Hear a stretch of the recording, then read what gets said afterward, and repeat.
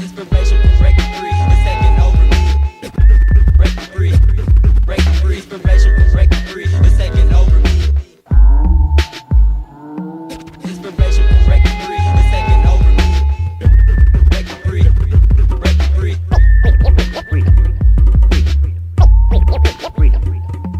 Inspiration from breaking free, it's taking over me. Breaking free, breaking free. And above all, freedom. The causal factor for humanity's continuing loss of freedom is that humanity as a species remains completely ignorant of natural law.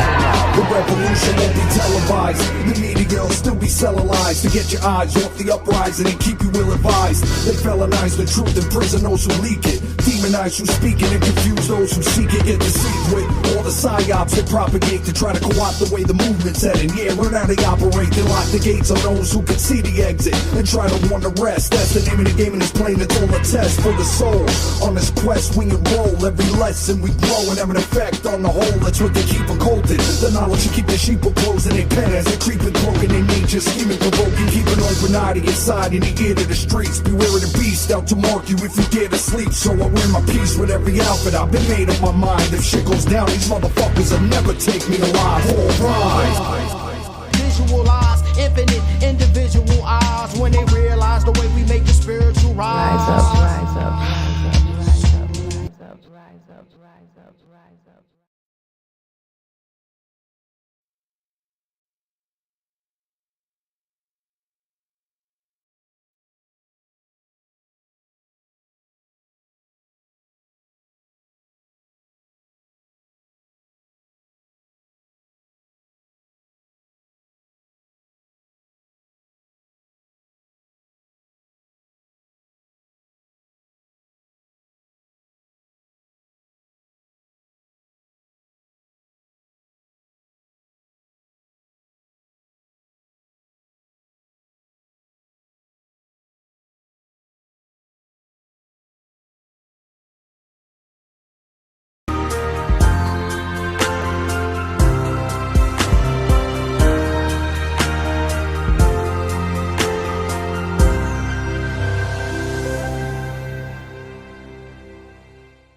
This is a quote from Gary Allen and his book, None Dare Call It Conspiracy. Those who believe that major world events result from planning are laughed at for believing in the conspiracy theory of history. Of course, no one in this modern day and age really believes in the conspiracy theory of history, except those who have taken the time to study the subject. When you think about it, there are really only two theories of history. Either things happen by accident, neither planned nor caused by anybody, or they happen because they are planned and somebody causes them to happen. In reality, it is the accidental theory of history preached in the unhallowed halls of ivy, which should be ridiculed. Otherwise, why does every recent administration make the same mistakes as the previous ones? Why do they repeat the errors of the past which produce inflation, depressions, and war? Why does our State Department stumble from one communist aiding blunder to another? If you believe it is all an accident or the result of mysterious and unexplainable tides of history, you will be regarded as an, quote, intellectual, unquote, who understands that we live in a complex world. If you believe that something like 32,496 consecutive coincidences over the past 40 years stretches the law of averages a bit, you are a kook. 9/11. So I remember when I became aware of 9/11, I was in college. I got a phone call in the morning from my sister. She said a plane had hit the World Trade Center. I went downstairs, started watching it, and quickly got put under a trance. It only took 19 hijackers to take out the greatest military in world history. They found a passport in the rubble of the World Trade Center, a passport of one of the hijackers. And of course, Building 7 falls down at 5 o'clock in the evening the same day and they say that the cause is from office fires, even though no other building has ever collapsed like that from an office fire or a complete fire of the building. Now, this is a good example of how both narratives are conspiracy theories.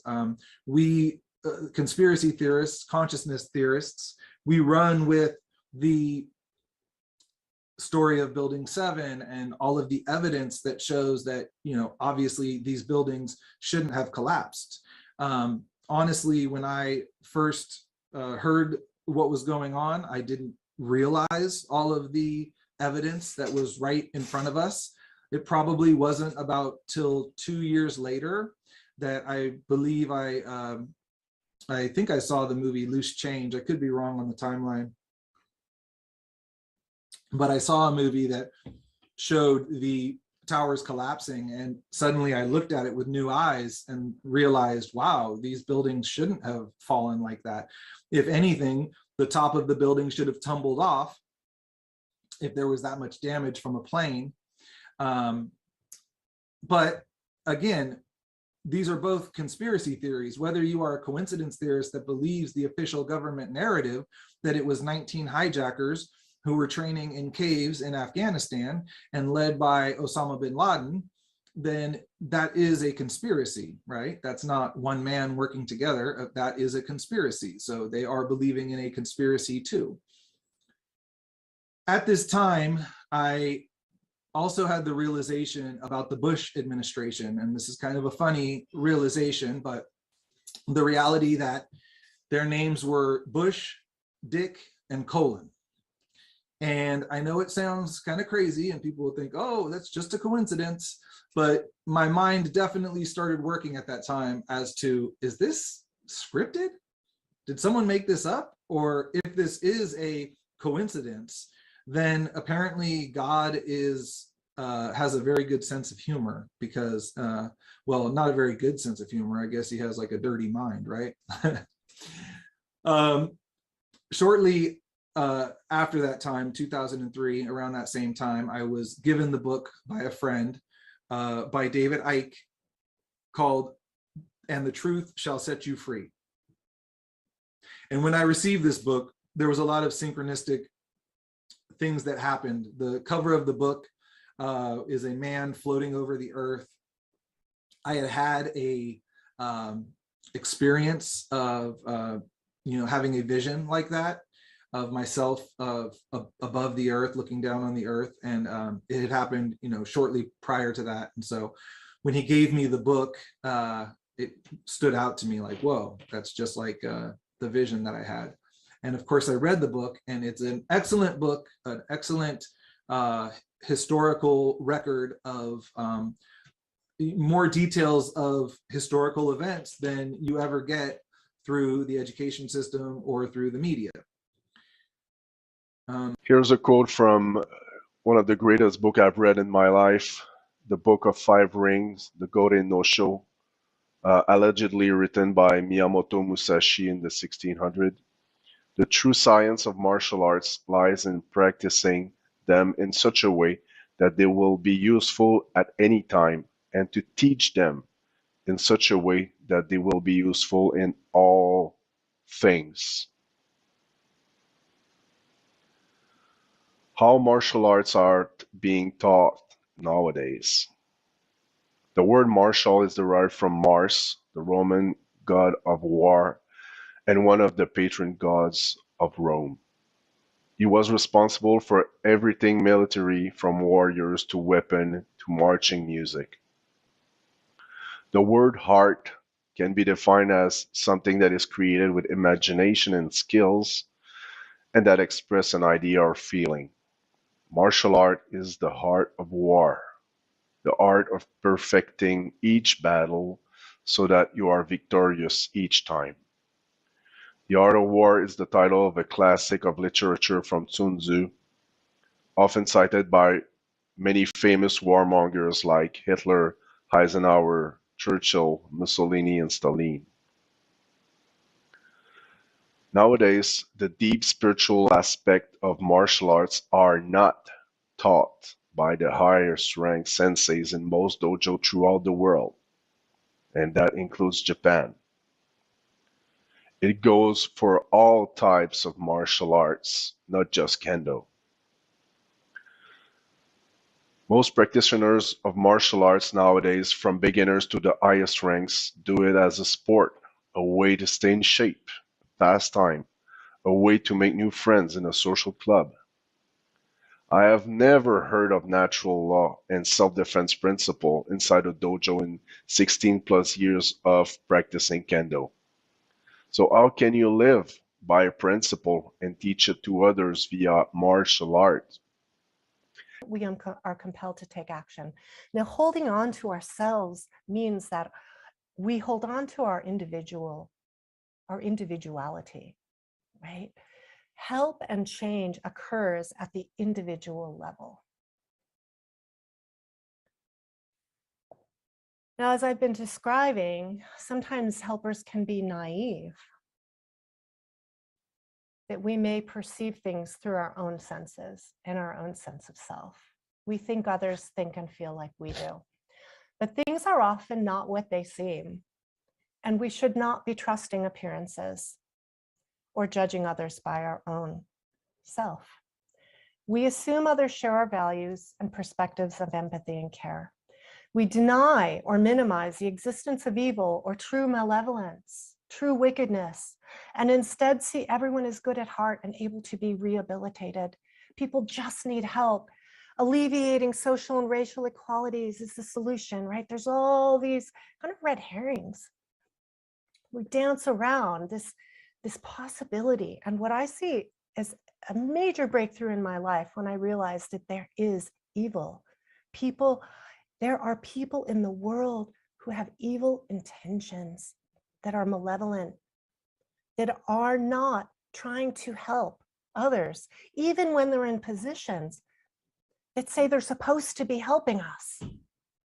We are naive to think that all the politicians that we are counting on, that we're listening to, or that these people who are donating money for vaccines or research, we are naive to think that they are all good and that they care about curing people or preventing illness. Okay. In my field, we really do. When I'm meeting with individual one-on-one, unconditional positive regard is something I do. But acceptance is not an appropriate intervention for all behaviors, and certainly not for evil. And we have to watch this concept of moral relativism, where we start to think like everybody's perspective is okay. Everybody's perspective is right. That is dangerous territory, because there is such a thing as right and wrong. There is right and there is wrong. And this is based in moral principles, which I call natural law. This doesn't come from human creation or perceptions or feelings. It comes from a universal force that is beyond us, that's inherent to nature. It's where our rights come from. And we can pretend it doesn't exist, but it's always there. We have rights, and that guides right and wrong.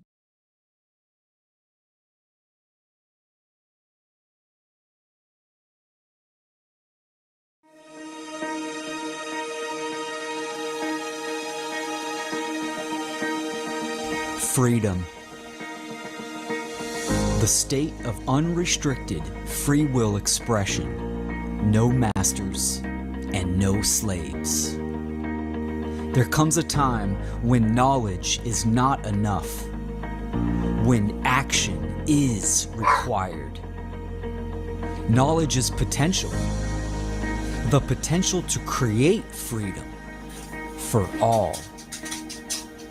This is our creation. Funl 2 Convergence is a free 2-day online conference featuring presenters from a wide spectrum of creative expression, united for freedom and focused on action. Join the Convergence, September 10th and 11th, 2022, at freedomundernaturallaw.com. The time is now.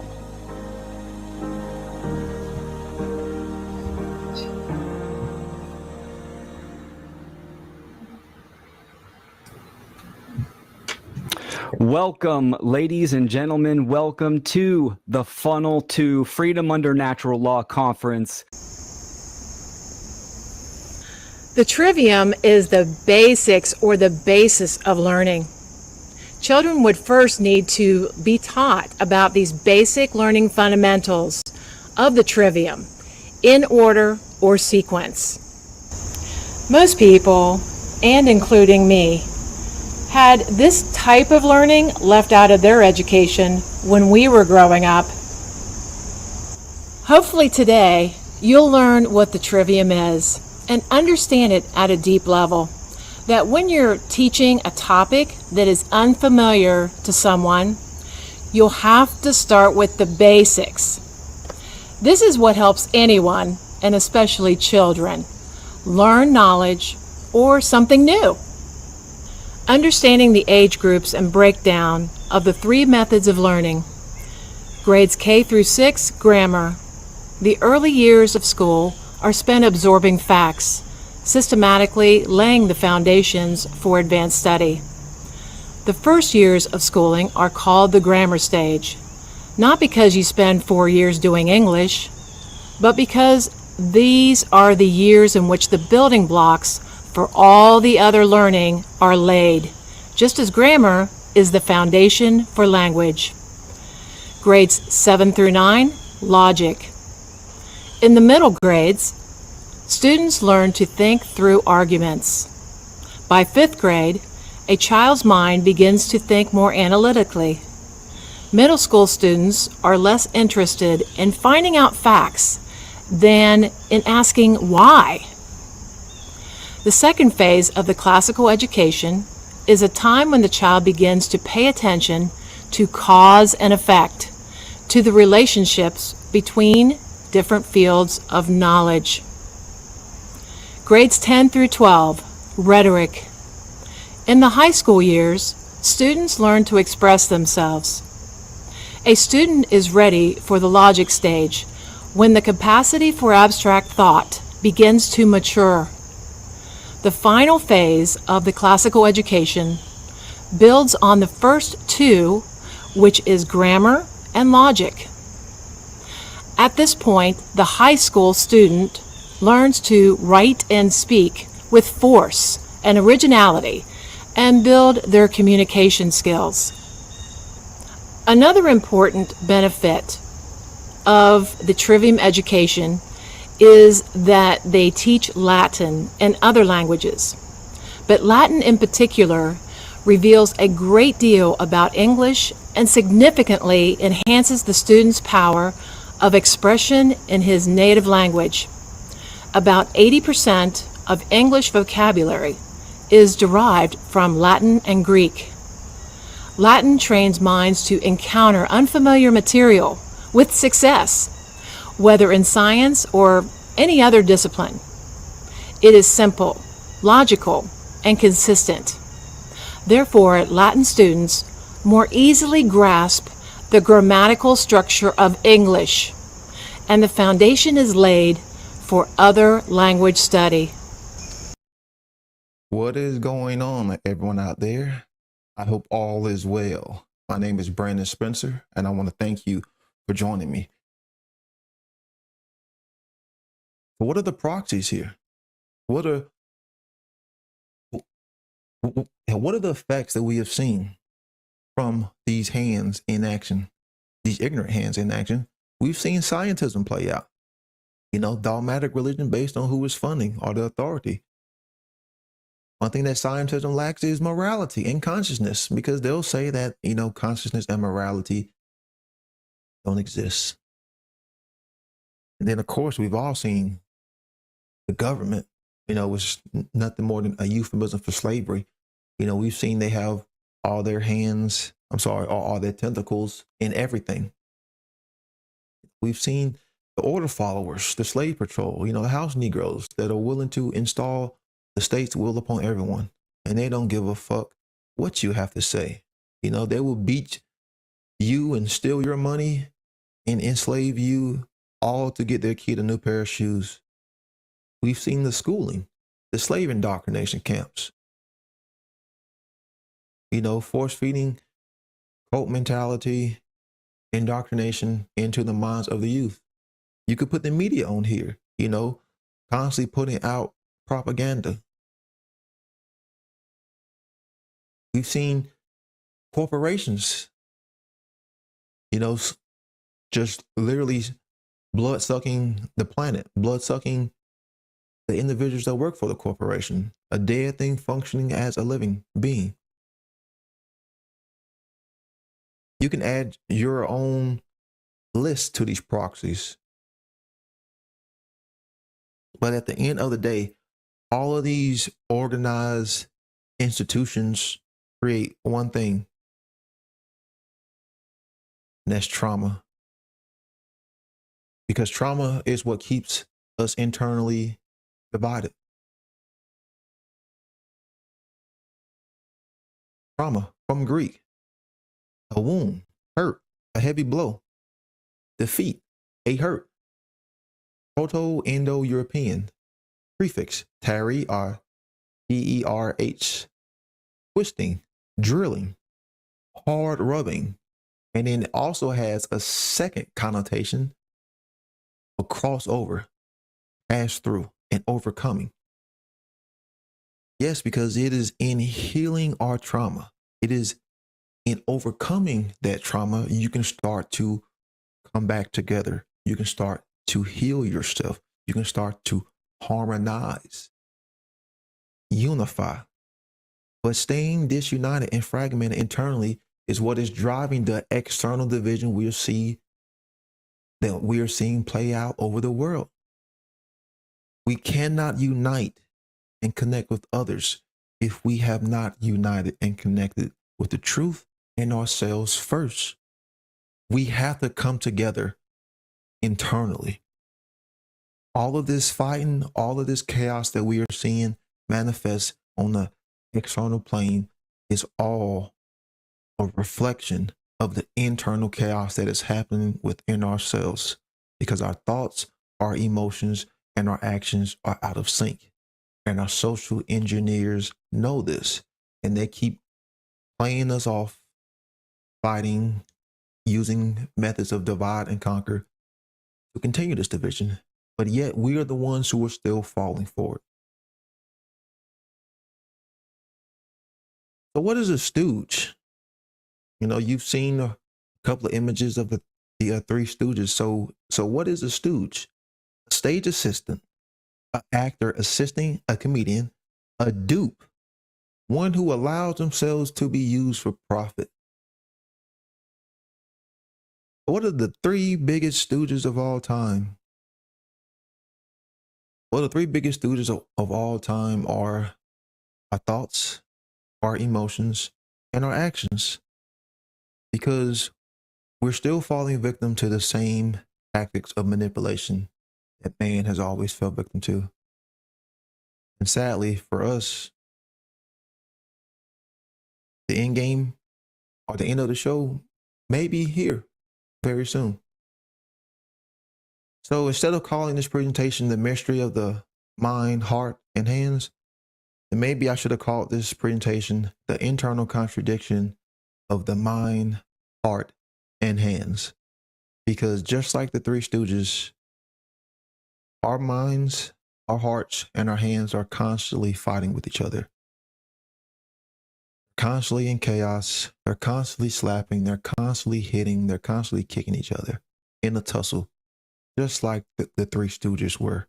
And just like the Three Stooges being used as pawns in this game, orchestrated in the game of slavery. And the final quote, we'll give it to the great Manly P. Hall. When humanity willfully ignores the universal laws which govern its destiny, nature has a devious way of pressing home its lessons. We stand again on the threshold of a great decision. Once more, we have come to a day of reckoning. When humanity willfully ignores the universal laws which govern its destiny, nature has a devious way of pressing home its lesson. We stand again on the threshold of a great decision. Once more, we have come to a day of reckoning. Manly P. Hall. I hope everyone could take some inspiring words from this presentation. I hope that anyone can take what I've had to say and hopefully inspire them to take some action.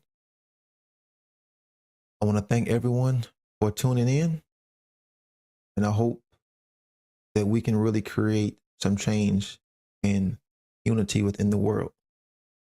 Once again, my name is Brandon Spencer.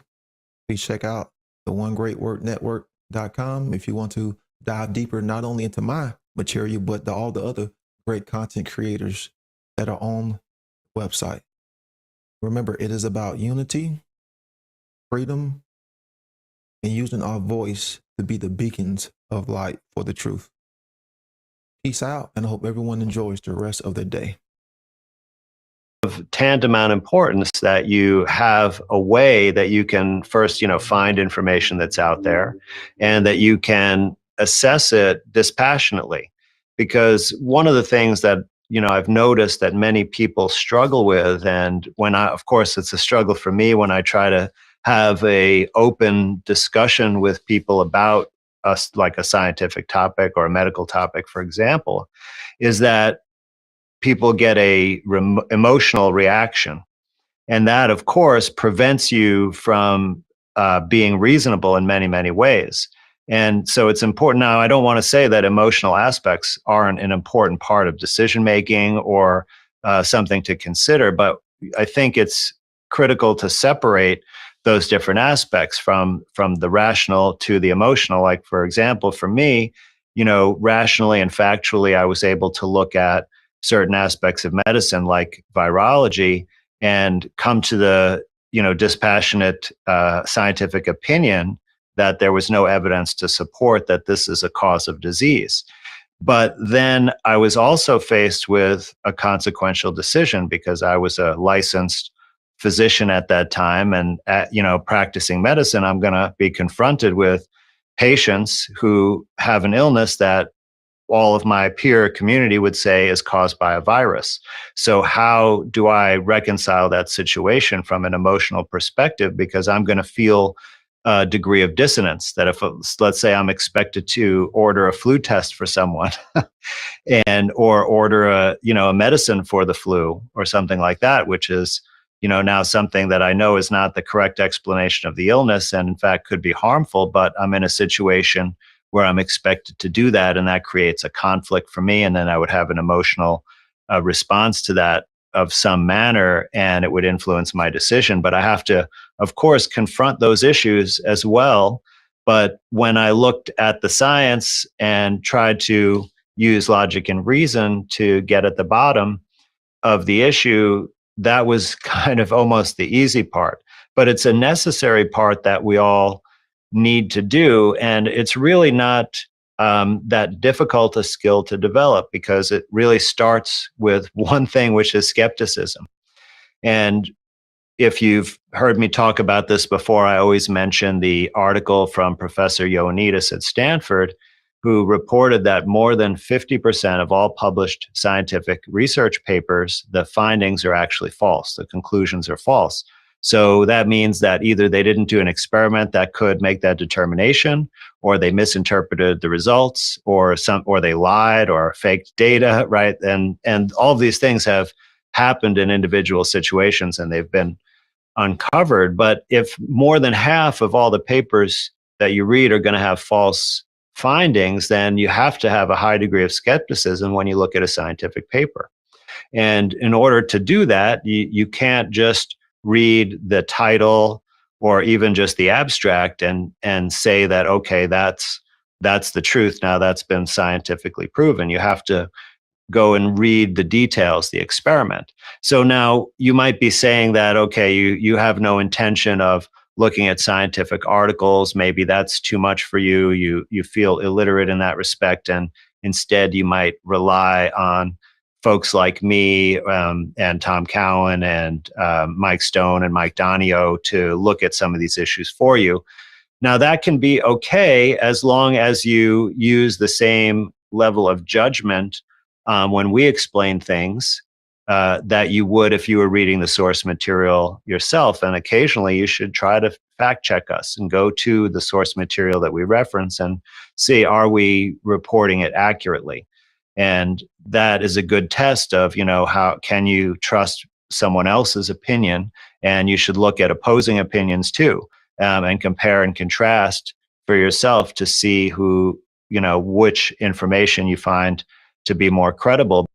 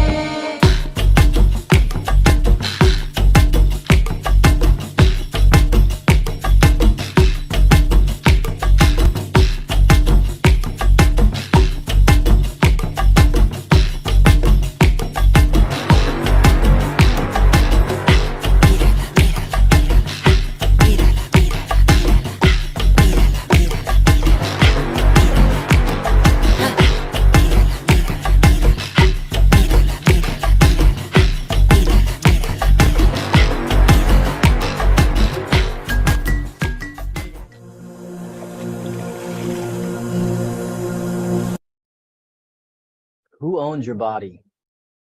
Are you 100% certain that you own your body? What if everyone on the planet knew that they own their body 100%? Do you think the state slave system would succeed or fail? I think it's going down because of the truth of self-ownership. Hey everyone, my name is David James Rodriguez, and today's talk is self-ownership. How to turn slaves into kings. And by the end, I have to mention too about the picture here. It's not about chess. There's pawns and there's kings. There's slaves and there's kings. That was the metaphor there. So by the end of today's presentation, you will learn what is self-ownership. Extremely important. Why self-ownership is the most important principle of freedom. What are the other two principles of freedom? What slaves and kings think and do. How the truth of self-ownership can turn slaves into kings. That's a really good one. And how to raise your child to be a king or queen. Yeah. I'm just bursting. I am so proud of everybody, and it was amazing production. And Will, you're so solid. It's mind-blowing. And I just love, I need to watch some of them again because I fell asleep during part of it, but it was really great to see everyone's perspective and everyone's styles, and hopefully I can be a part of it next time. Long couple days, and for all the viewers, you guys made this event tuning in. We had a good amount of viewers both days, so appreciate everyone tuning in and viewing. And I just wanted to say that we are going to have the videos posted on the website and also on the social media platforms, YouTube, Odyssey, the replays on Facebook. So yeah, dive in from time to time. Vienna wasn't able to join us, but she popped in and said she loved the natural birth concept and it shifted her thinking. So I think a lot of people are going to have a new shift in their thinking that watched that video that Rob and Jen put together. Really laid down a lot of solid facts and details that, I don't think any of us have ever kind of seen put together quite that well. I think that was a really fantastic. How'd you feel about that on the presentations today, Don? Well, that was great, and we got great feedback. I was listening to the beginning of Mark's show, and he was really amazed by the presentation. So it's awesome, and I was also mind blown by the quality of our presentations. I haven't had the chance to have a sneak peek of Will's presentation. It's just awesome. It's just an inspiration for us all, the high quality of the presentation and the information there. But in the short term, if you simply watch Demystifying the Occult Part 2, Satanism and the Dark Occult, a presentation that I delivered back in Philadelphia back in 2016, you'll get the general framework for what Satanism and dark occultism is in general. And of course, we're going to review some of that, but of course, time doesn't permit for the review of an entire presentation like this. So if you want a full framework for what I'm talking about here in de facto Satanism, do indeed watch Demystifying the Occult Part 2, Satanism and the Dark Occult. So let's jump into the material. This first section is entitled Satanism, Belief versus Reality. And there's a huge chasm. It's a huge divide of what people believe Satanism to be versus what Satanism truly, actually is in our world. So let's look at the difference. You see images like this in what people believe Satanism to be, a worldwide belief system of what Satanism is, and it's completely incorrect. It's childish, it's naive, it's kind of asinine. And Hollywood and religion continuously puts out such imagery, and you would absolutely find more Satanists in a court system or in a corporation that is selling products to the entire world, a multinational corporation, than out in the woods, black robed and hooded, sacrificing animals.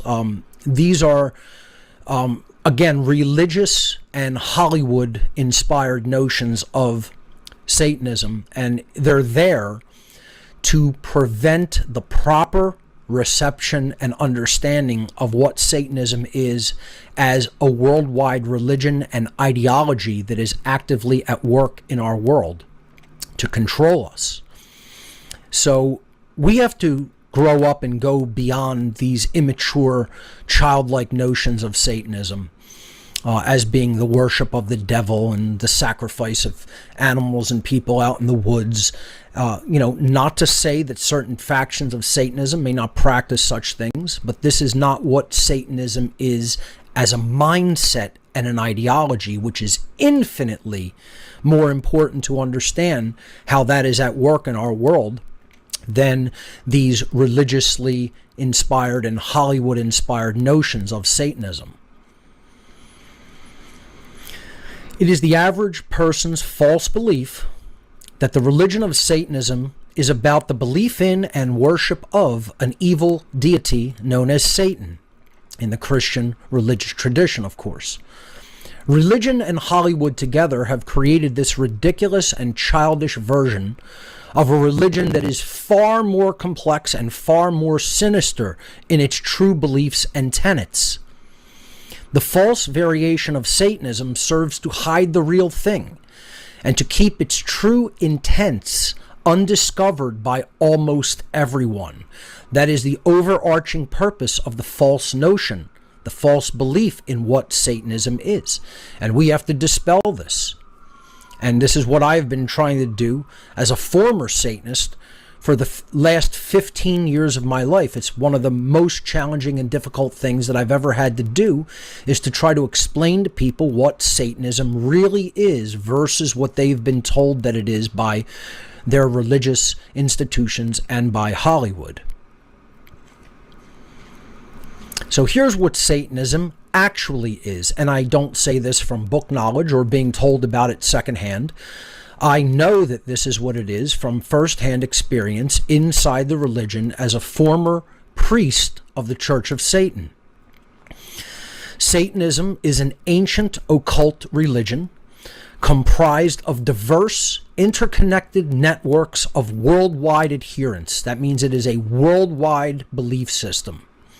And it operates as a network that connects seemingly disparate groups from all over the world.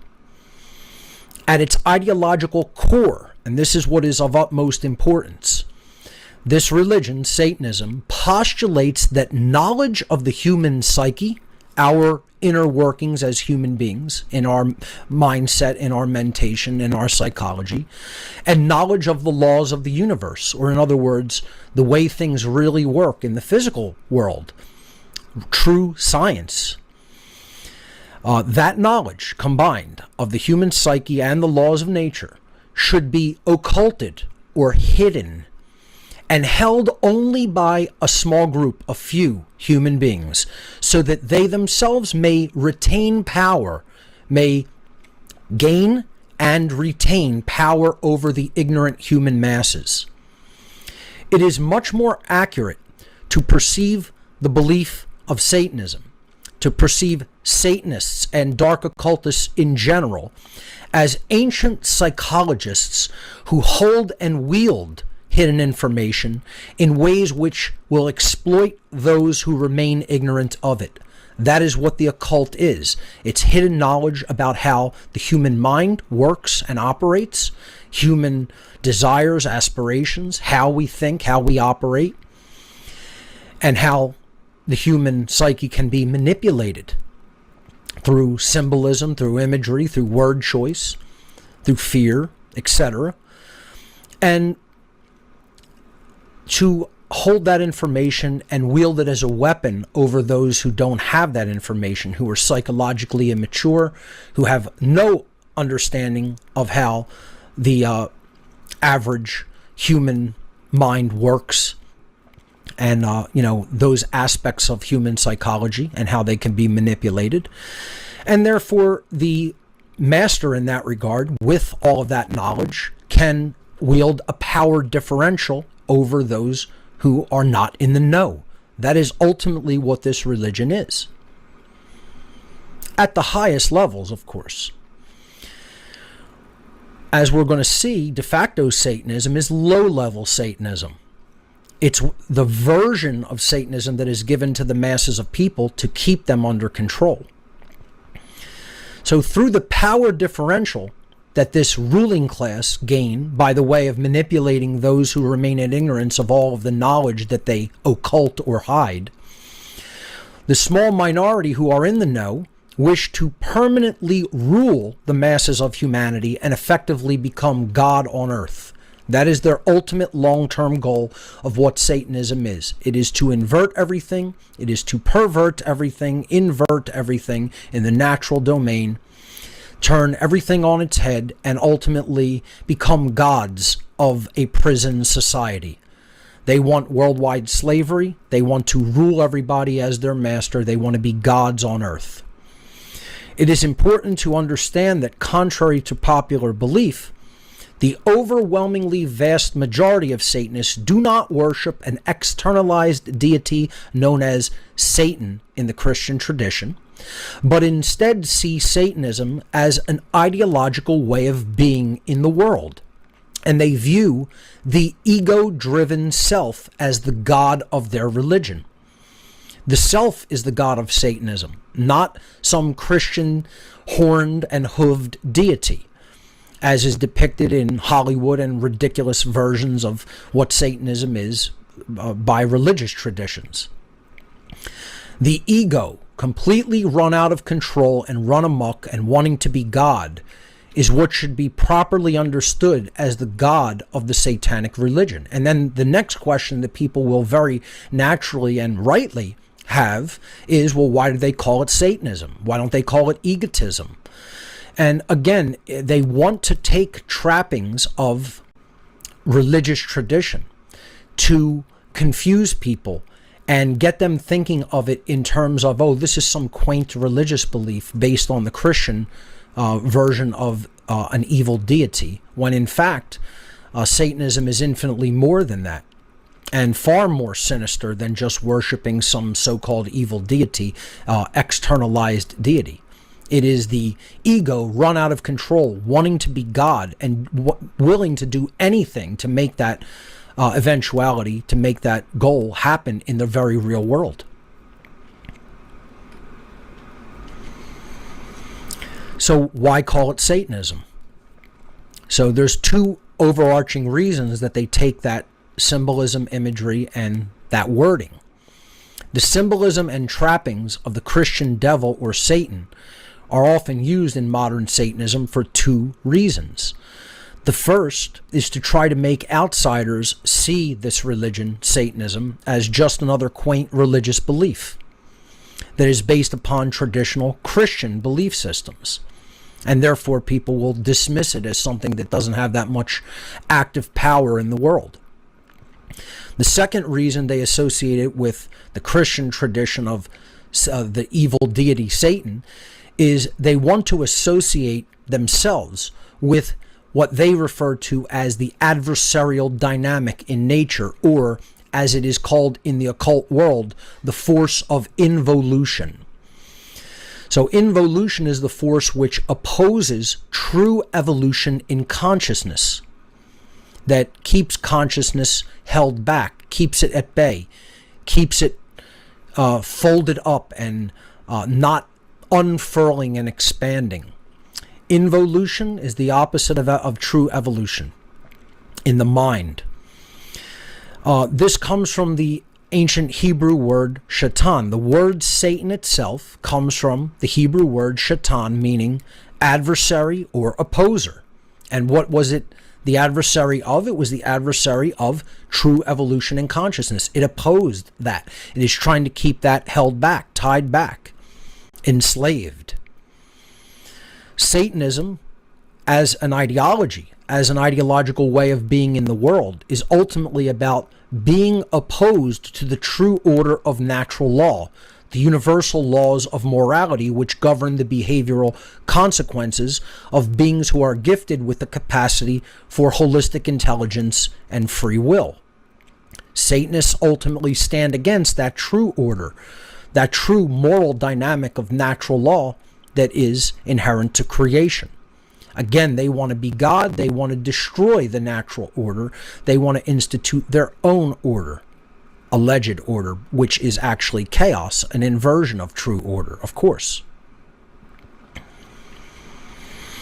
So that's a basic review of what Satanism is from my explanation of it given in Demystifying the Occult Part 2, Satanism and the Dark Occult. Now we're going to get into what de facto Satanism actually is, which is the whole purpose of this presentation. The first thing that we have to understand is, what does de facto, what does the term de facto actually mean? The term de facto means in deed, in action.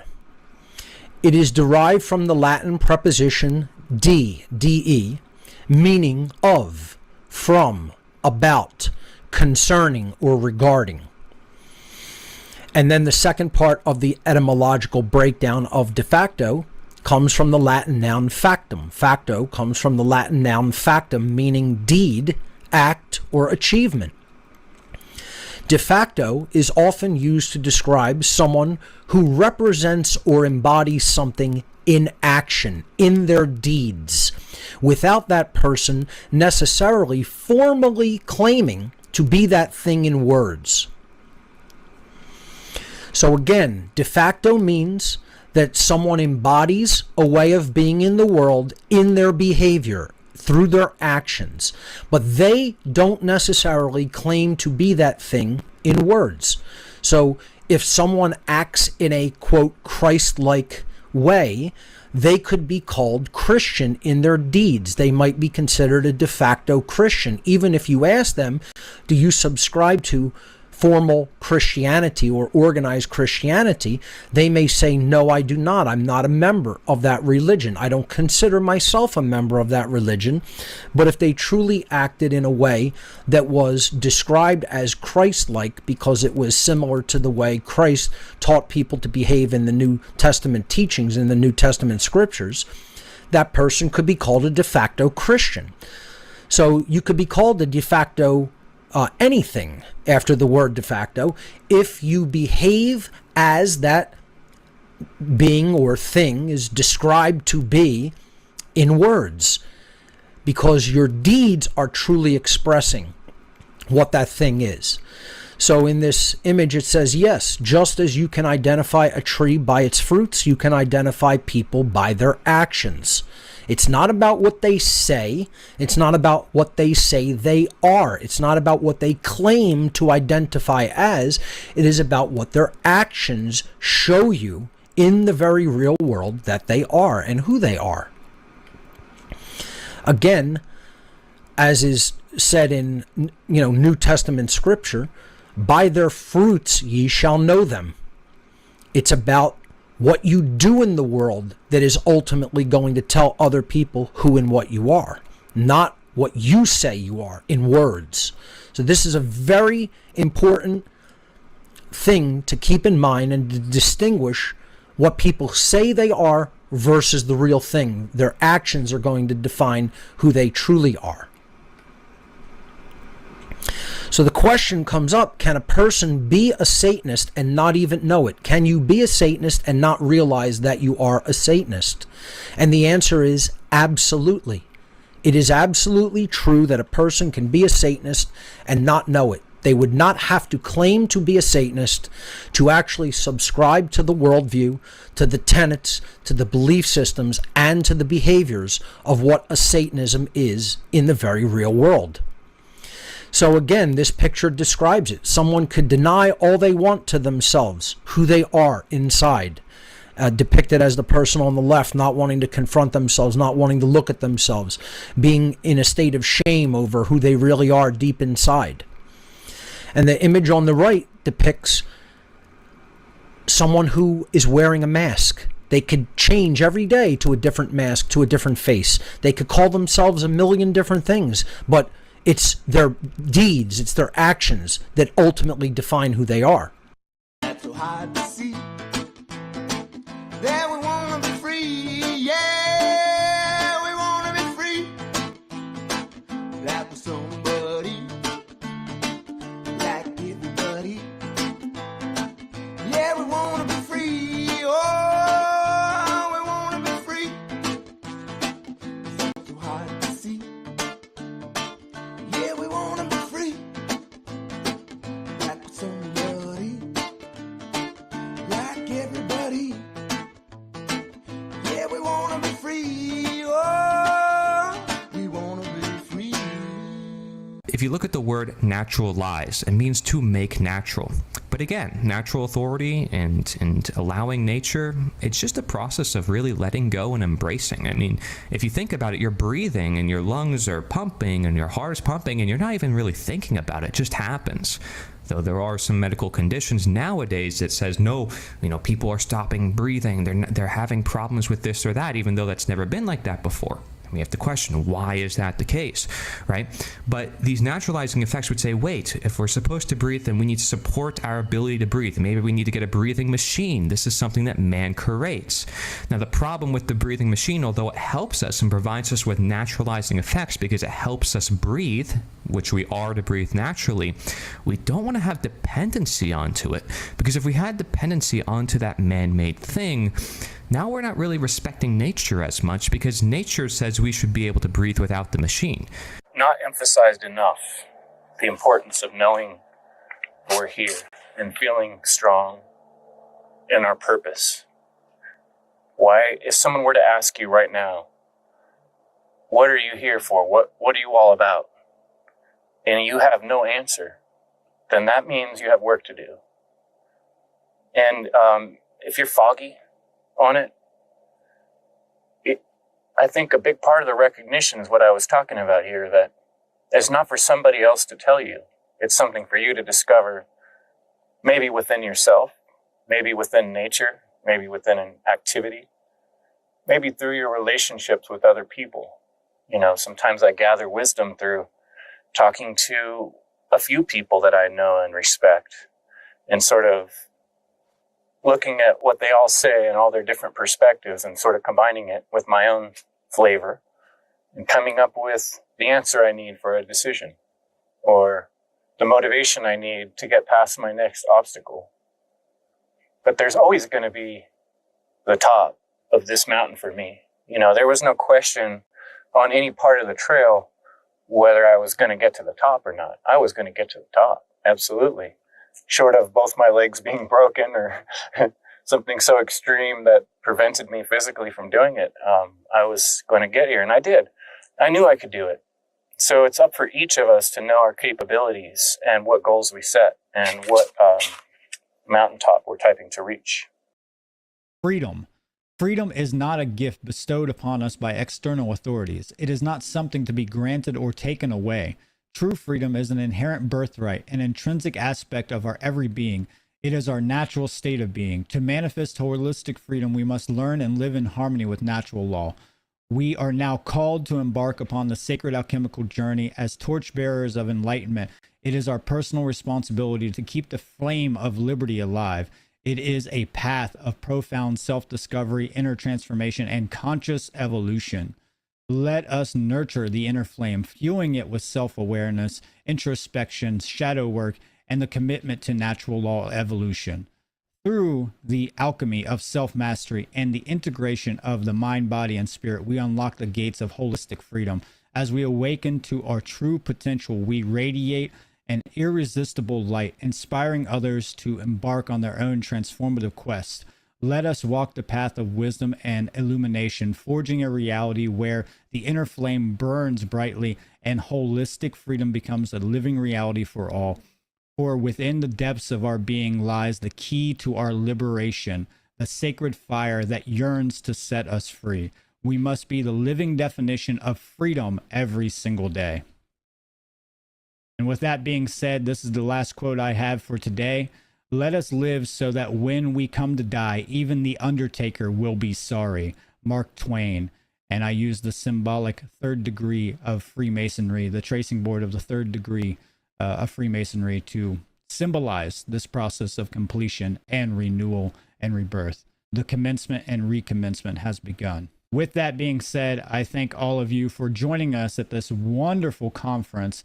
I want to thank all the participants, all the speakers, all the amazing organizers.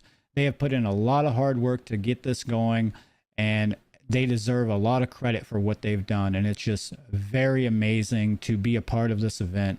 Thank all of you, the guests, the viewers, the observers who are here to share this information with us and to participate in learning and growing and evolving collective consciousness and evolving our spiritual awareness.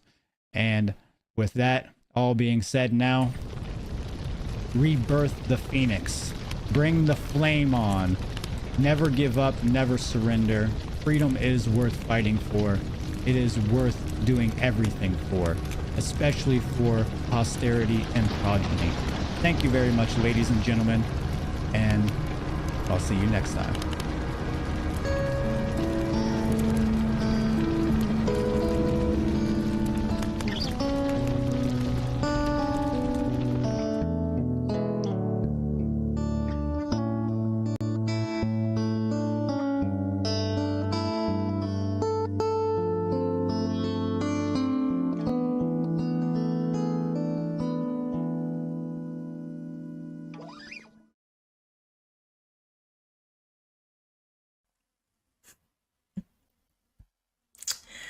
So, as we know, modern Western science is plagued by an kind of atheistic materialism that leads to this dogmatic and evangelical religion known as scientism.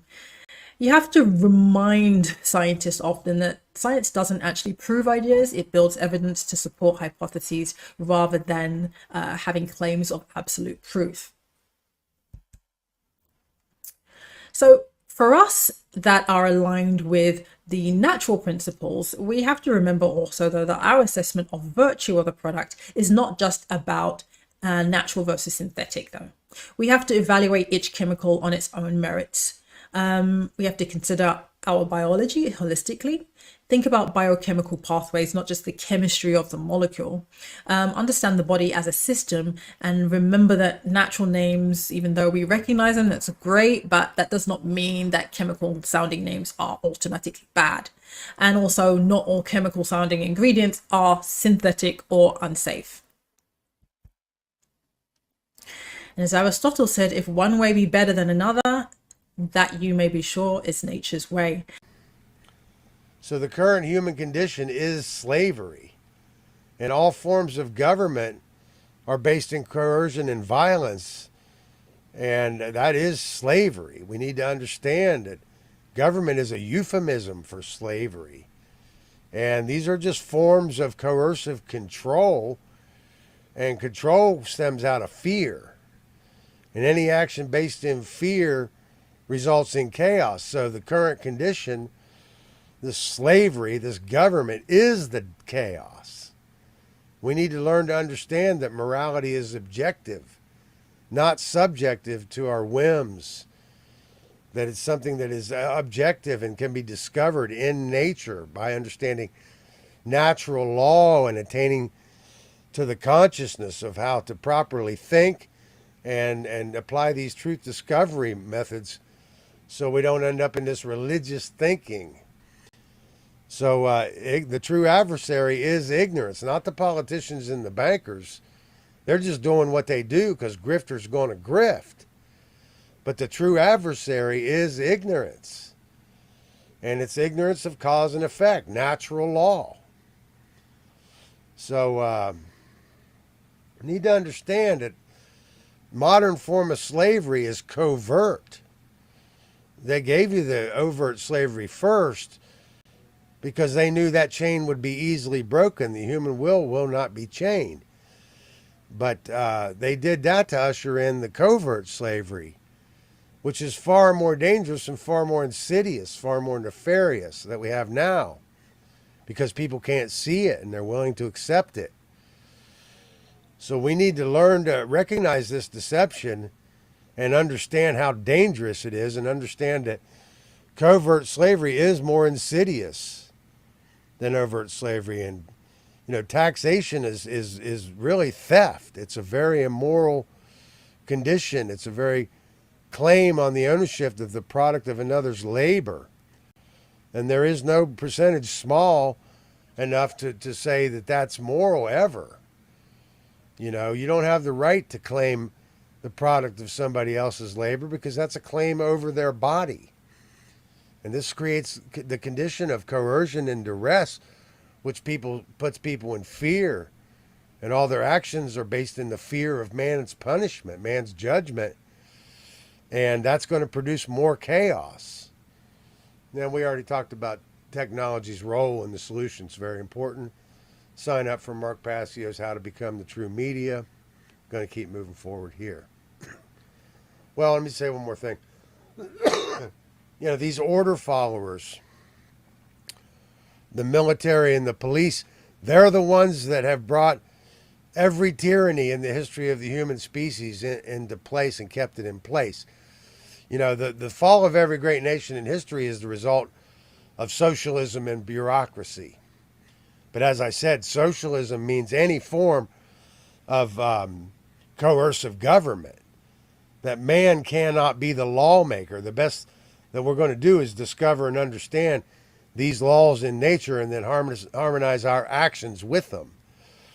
And these military and these police are the ones that are enforcing and imposing man's law, man's edicts onto us through coercion and violence, and keeping the population. So, virtue has been redefined as that which leads to a stronger state in the Machiavellianism. We need to understand the danger of raison d'etat, which is by reason of the state. And, we don't really have any excuses not to understand this. These are the people that are keeping the condition of slavery in place. And, it's not a moral condition, and heroes don't grandstand on the victims of their corpses. Children are the world's most valuable resource and its best hope for the future. World change starts in the minds of our children. Children are living messages we will send to a time we will not see. The death of the imagination. This is really what indoctrination in public schooling and incorrect parenting does. It dims the light. It's a box of consciousness, a limiter of awareness for children. Because if you cannot see it, you cannot achieve it. If you cannot imagine freedom, you will not see freedom within your own life, and you will not strive to activate for change towards aggregate freedom in the world. The Magi nation, right? Bringing it back to mentalism, your state of mind. World change starts in the minds of our children. So what is your relationship to your children? Do you understand first principles, truth, natural law, objective morality, responsibility to provide for the needs and the interests, provide resources for the interest of your child so that they can discover themselves? This is what it's about. Ask yourself these deep, deep questions. Cowardice is a trend. Courage is a tradition. What we sacrifice today will fall tenfold on our children and grandchildren. What efforts have you given towards freedom? Actions actualize, and the effects will no doubt ripple through generations to come. If you are standing by with idle hands, then know this: you are currently on the wrong side of history. The price of freedom is eternal vigilance. I will not sentence my children to a future without liberty. I will fight, I will protect, I will die for my child, and I would die for freedom. We need to understand that this is getting down to the causal factor. The root of the human condition is parenting. We need to educate ourselves and morally educate our children, because they are the future, right? So if we want to see change and understand that the only way to achieve freedom is freedom under natural law, how to act in the world, it starts with conscious stewardship.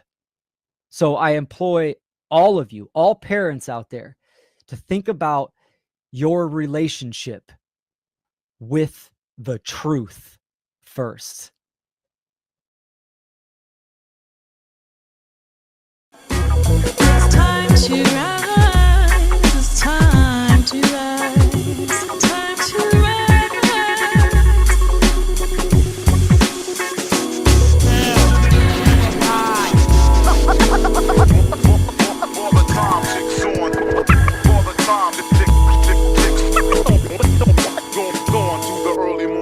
Rise up, rise up, rise up.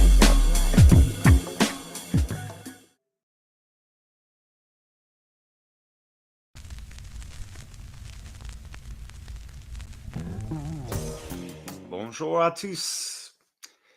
Désolé, ce week-end-là est réservé pour une conférence très spéciale.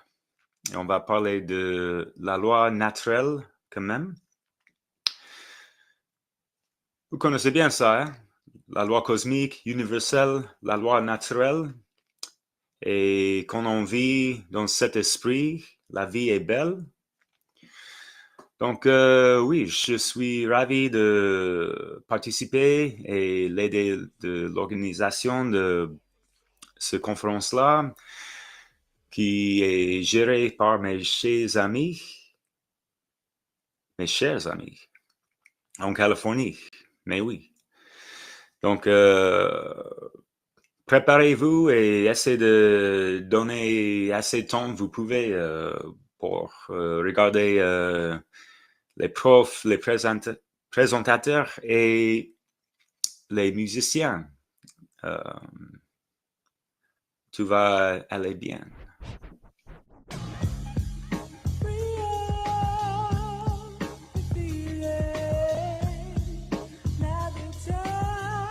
Rise up, rise up, rise up.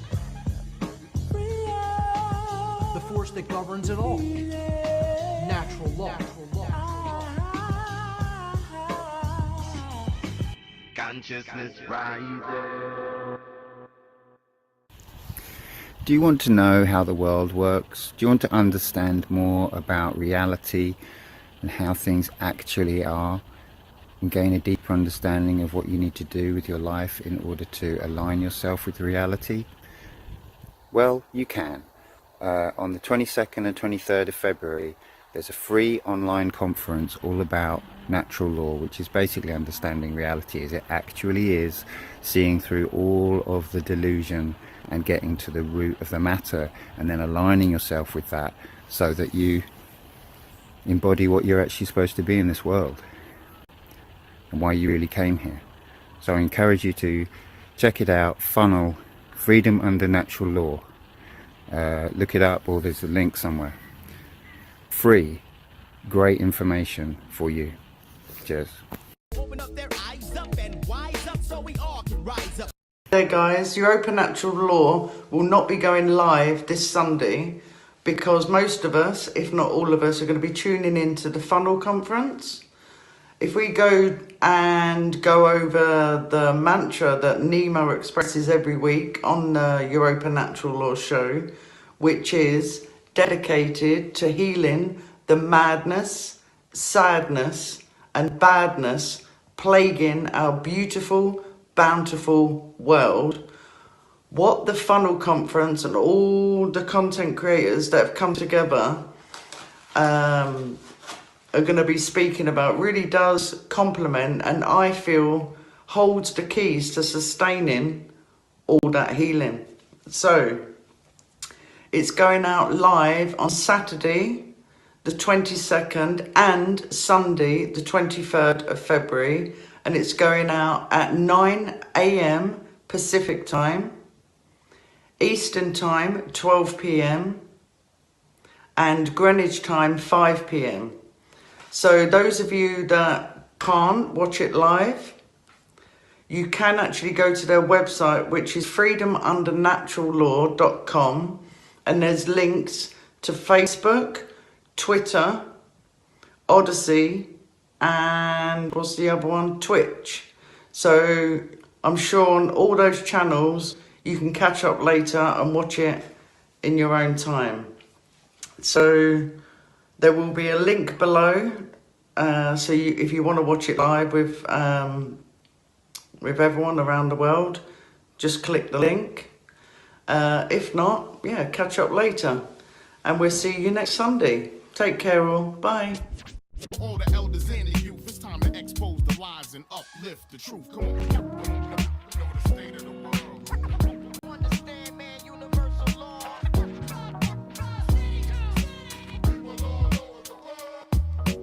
Hi, I'm Drea. I'm from the UK. I'm really looking forward to the Freedom Under Natural Law online conference starting Saturday the 22nd of February at 9 a.m. Pacific time. Don't know what time that is UK time. And going on through to Sunday. And I just want to say that it's almost certainly not about what you think it's about. Freedom is a word that tragically has been co-opted.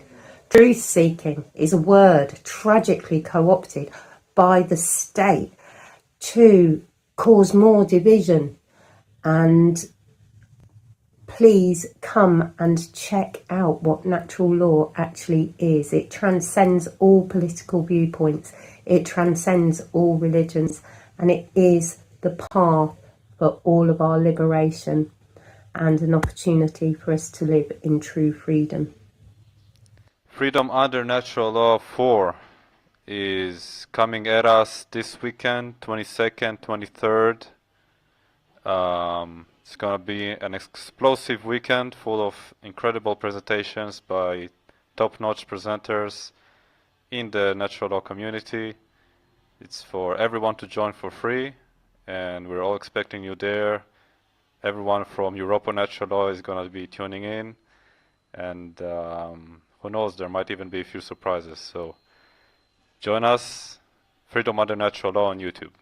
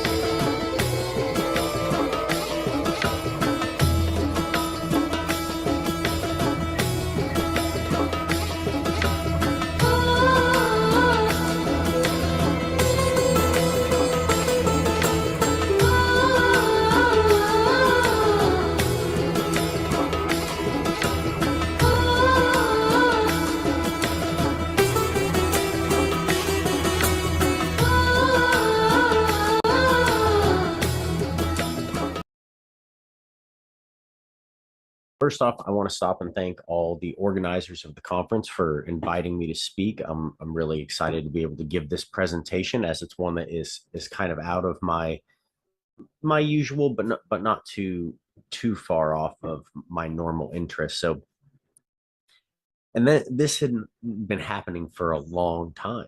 This, through generations, even the American Revolution did not happen overnight. Most revolutions don't.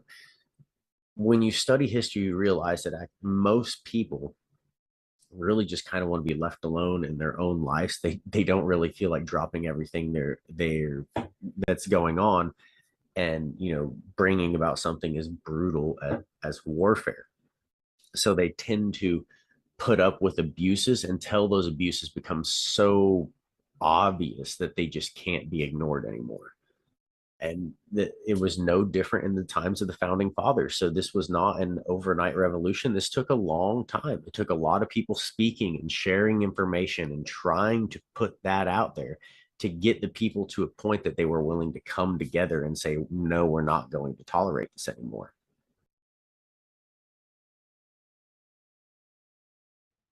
Hello, everybody. My name is Stephanie Mo Davis, and I'm grateful to be presenting at the Funl conference this year. It is my first time as a presenter, but I've been presenting for quite a long time, and I'm delighted to share my wisdom amongst this beautiful space of people working so diligently to try to educate the masses. This is critical information. This is where we bring in the shadow. And very often I've learned by contrast, meaning I learned by making mistakes. And this framework has really helped and guided me to work on my own patterning in ways that I can improve myself. So I want to talk about, which we already talked about, some authentic feminine energy.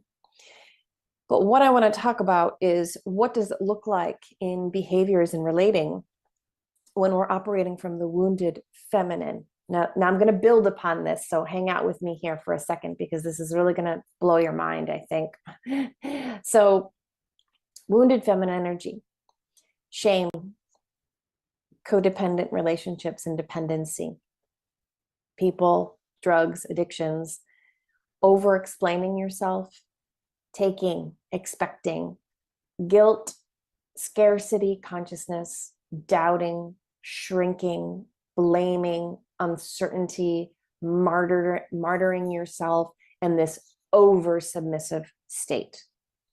Okay? This is the aspects of the opposite of the embodiment of the healthy feminine energy. At this Freedom Under Natural Law 2 conference. I hope you've been having a wonderful experience, and I hope your day has been going well. Before I jump into my presentation, I want to thank everyone. I want to thank all the individuals out there who made this possible. I want to thank all the supporters. I want to thank all the hosts. I want to thank anyone who helped organize, and even if you helped spread this information as far as to getting this out into the public consciousness. I want to thank every single one of you, because that's what it's all about. It's about unity and right action, and trying to create a world based in freedom and all of these topics that we say that we want. Another factor of the action in hands and deeds is one that seems to be overlooked, and that is the handshake. The handshake was just something that was something meaningful back in the day. It was a sign of integrity. It was a sign of you having a backbone, but it seems in today's day and age, you got these grown men with these limp noodle hands, don't know how to shake nothing. And, it's almost like a sign of no integrity, no self-respect, no self-reflection, no form of internal development whatsoever. So what does it mean to shake something? Again, we have an unknown origin, believed to be old English, to cause, to move rapidly, to jolt, to agitate, to move back and forth. Now the handshake has become just a mere greeting. And like I say, the handshake was a symbol of respect, of integrity. It was meaning, it was honor, it was principles. It was binding, because that was your word back in the day. It was the contract before contracts. It was before we had all these government contracts. Your handshake was your word. It meant something. It was meaning. You didn't do business or you didn't shake hands with someone else who didn't have that principles, that didn't have integrity. Now all that's been thrown on the wayside. You know, it was a nice, strong, firm handshake. Move back and forth, that little joke, man. Now you go shake dude's hand and it's like weak. Like, dude, man up, tighten up. It's like have some care. Have some integrity. Dude, when you shake my hand, you're gonna feel a good, that good manliness. Nah, man, dudes these days, fuck this, let shit go, take shit for granted. Oh no, that handshake don't mean anything. Your word means nothing these days. The word. In the beginning was the word. The logos.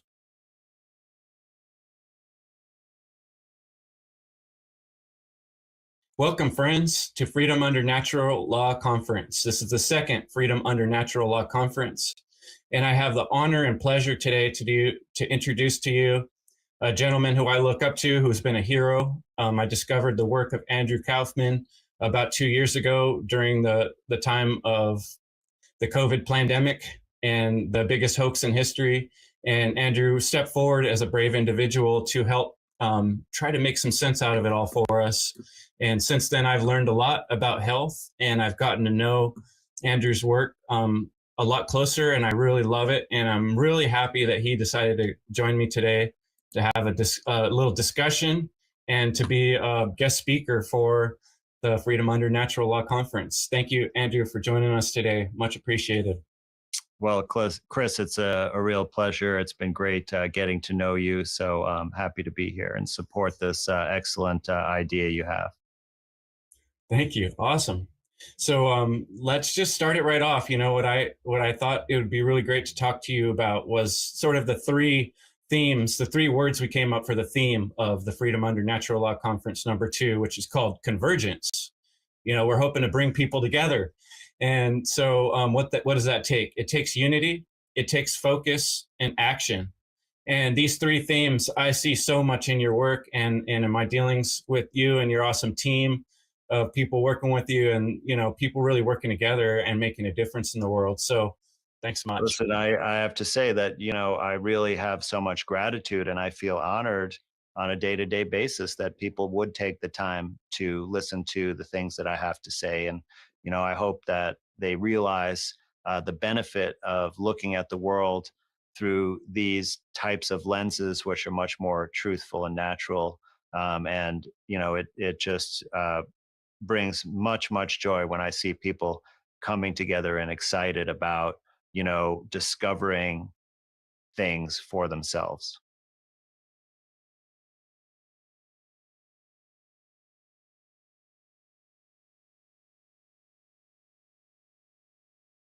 You need knowledge first to understand the wisdom.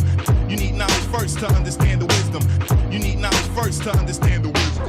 You know what I'm not playing as I'm walking you through these steps we should learn, and man, I'm talking to you. Master that which you read, sift through and overpower pains through lies through truth, and gain understanding of it all. Wise teaching the untaught, but from the heart, but some have not caught what I'm saying. Hip hop drops, but don't stop me, family. Watch me ain't for no play. I got the knowledge, wisdom, understanding. Now your work, learned your lesson. I got the knowledge, wisdom, understanding. Now your work, learned your lesson. So he continues with this process of intake and knowledge, attain and understand, so we apply it then. So he continues with this process of intake and knowledge, attain and understand, so we apply it then. The three basic principles of any decent planet.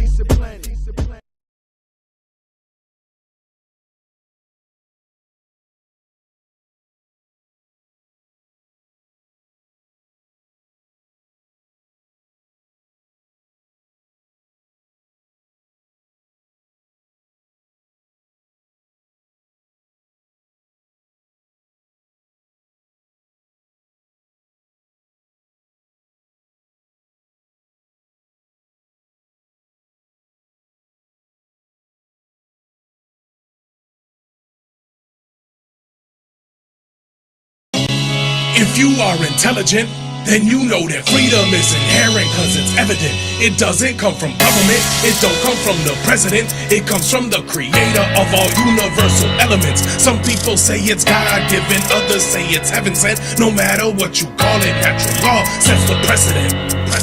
Subjective morality's a fallacy. There's laws that we cannot see, like gravity, that people accept happily, but tragically they believe that freedom has to be granted to them magically by royalty or majesty. It's sad to see people willingly give up their liberty, cause they don't really see the enemy that's on a killing spree. The state, it hates sovereign individuals, cause those who follow natural law and abide by all its principles are mentally invincible, immune to the brainwash. We liberate ourselves and then help others break the chains off. We ain't soft, we go hard, like when the thunder hits. Guns and clips, ready in self-defense from the government and the elitists running it. Blast them all, claim our freedom standing under it. Natural law, the elitists running it. Blast them all, claim our freedom standing under it. Natural law, freedom under natural law. For us all, yeah, freedom under natural law. For us all, yeah, freedom under natural law. For us all, what? For us all, what? Freedom for us all, what? You know what we do. Get big on FUNL.